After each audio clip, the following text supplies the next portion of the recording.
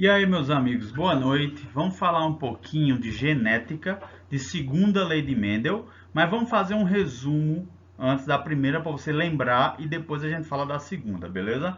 Para falar da primeira lei de Mendel, né? Esse cara, o pai da genética, a gente vai falar um pouquinho de como é que funciona o nosso DNA. Ó, isso aqui é uma célula do nosso corpo, tá bom? Lá dentro tem umas estruturas, tem 46 estruturas chamadas de cromossomo, ok? Essas perninhas aqui, ó, esse xizinho de Xuxa, né? Xizinho da Xuxa. Cada xizinho da Xuxa, esses 46, eles são carretéis de DNA que podem ser desenrolados. Então, se eu pegar um bichinho desse e desenrolar, eu vou ter o DNA aqui, ó. Se eu desenrolar essa perninha, eu vou ter o DNA. Então, esse DNA ele é muito grande e ele é uma fita extremamente enrolada que pode ser desenrolada, tá bom? Cada pedacinho desse DNA é chamado de gene, tá bom? Esse gene tem informações aqui para produzir uma proteína, uma característica do teu corpo.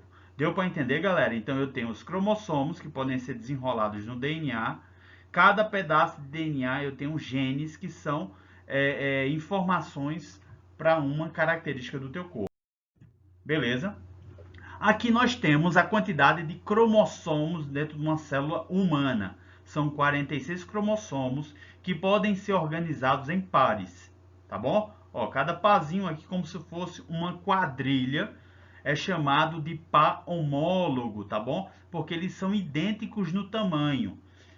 Cada parzinho desse significa que um vem do pai, outro vem da mãe. Claro, quando o espermatozoide entrou no óvulo, ele veio trazendo os cromossomos do teu pai e o óvulo tem os cromossomos da tua mãe. Aí se juntou e formou essa quadrilha de cromossomos, tá bom? Esse aqui vem do pai, vamos supor que esse vem do pai, esse vem da tua mãe, esse vem do pai, esse vem da tua mãe. Então cada parzinho desse, um vem do pai, outro vem da mãe. Eles são homólogos porque eles apresentam as mesmas características as mesmas características, tá bom? Se eles tiverem um gene que determina a cor do olho, o outro também vai ter o correspondente. Olha que loucura! Ou seja, para toda característica do meu corpo, eu tenho aqui, ó, o gene que está aqui dentro, né, do cromossomo, o que vem do meu pai, e o mesmo gene da cor do olho, o que vem da minha mãe. Claro que vai ter pequenas variações nesse gene. Essas variações são chamadas de alelo, tá bom? Quando esse gene vai sofrendo variações.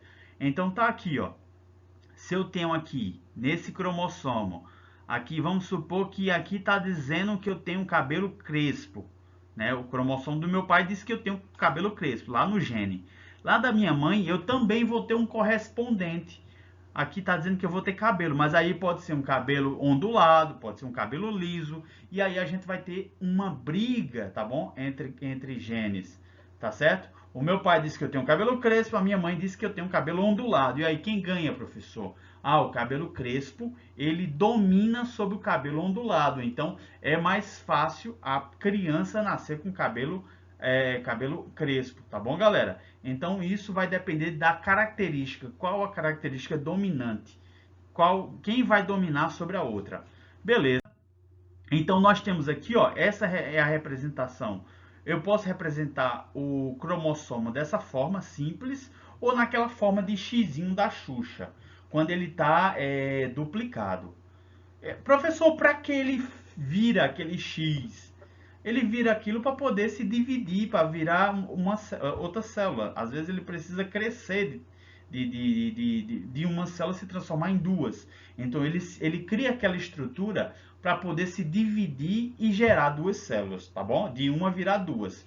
Mas o cromossomo também pode ser representado dessa forma, tá bom? Então aqui, vamos supor que esse aqui é do meu pai, esse aqui é da minha mãe, e aqui nós temos os genes, que são esses riscos aqui, que podem vir nesse cromossomo, tá bom? No meu pai, eu tenho aqui ó, um gene chamado azão, na minha mãe, o mesmo gene correspondente está aqui, ó, tá bom? No meu pai tem um gene Bzão, da minha mãe tem um gene Bzinho, tá bom? Então, existe uma luta entre o gene ou o alelo do meu pai com o alelo da minha mãe para saber qual a característica vai ser no final.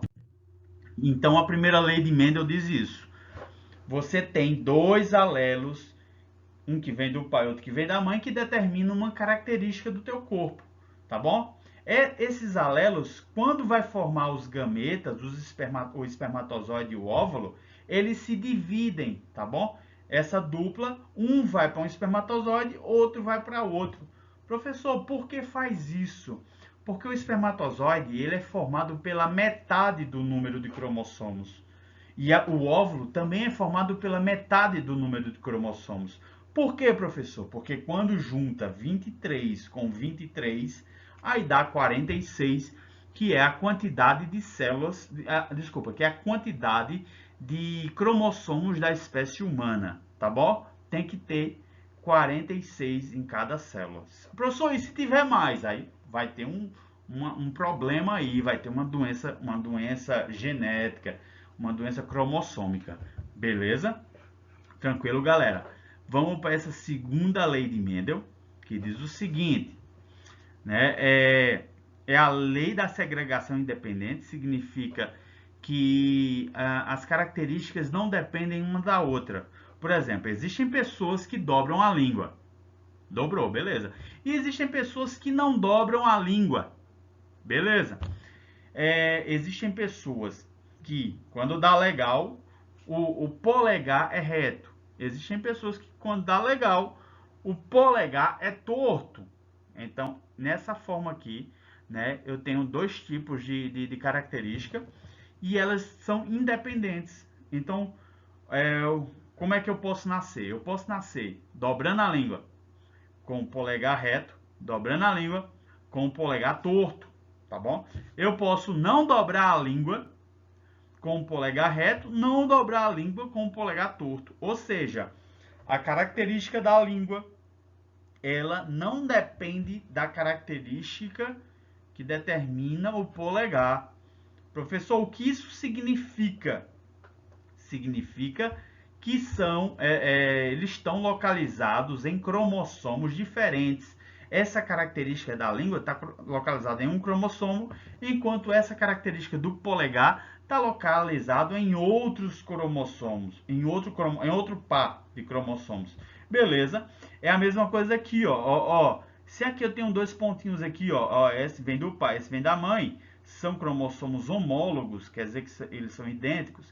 Se eu tenho esse aqui, ó, aqui, né, esse determina uma característica, vamos supor que é a cor do olho, tá bom? Se eu vou ter outro par de cromossomos aqui, ó, nesse caso aqui vai determinar outra característica e essas duas características vão ser independentes, tá ok, galera? Próxima aula eu vou aprofundar sobre esse caso da segunda lei de Mendel e aí a gente detalha melhor essa aula para não estender demais, ok? E aí a gente começa a falar dessa segunda lei de Mendel, beleza?